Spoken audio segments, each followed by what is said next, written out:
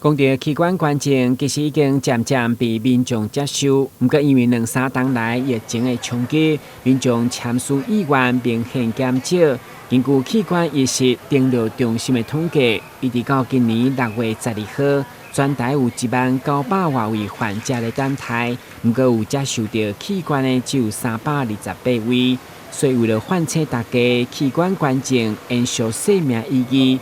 基美核中心疫情过后，积极举办为期3天的宣导，嘛吸引济民众来关心支持。临时要找那个器官有时很不好找啊。那个现在你如果有一个那个医师嘛，就写出来，就把那个器官能用的器官再捐赠出去，就很多人。会中伫首席医疗副院长带头，济医生拢做伙签署器官捐赠卡，希望拜托病人有意愿捐赠，结果无正式签署，造成亲人反对违反。同时透过活动有专人解说，有有奖征答，嘛做出拍照打卡就送嘉宾，希望扩大捐赠风气，响应大爱精神。呼吁民众呢。当我们生命走到尽头的时候呢，事实上我们有很多的选择。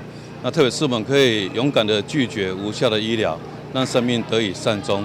那另外我们可以透过这个签署器官捐赠，让我们能在生命结束之后呢，身体有用的器官还可以捐给其他的人，让其他人可以重新获得重生。那特别是我们在疫情期间呢，因为这个器官捐赠的这样一个人数呢，比过去是少了非常多。那目前在疫情解封之后呢，那我们还是再次的呼吁民众器官捐赠的重要性。那让我们这个还可以使用的器官可以遗爱给别人来造福给别人。那这是一种人类大爱的一个呈现。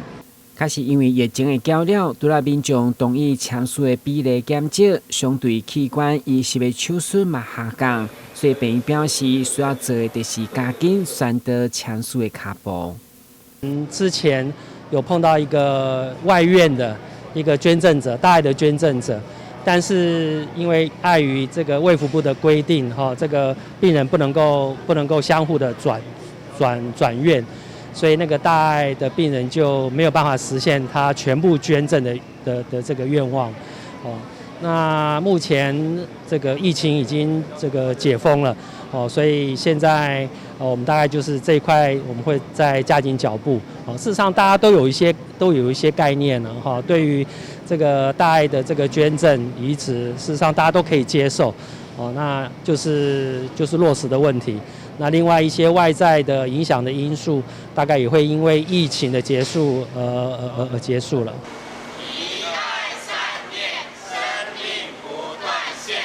台湾新闻古文集采访报道。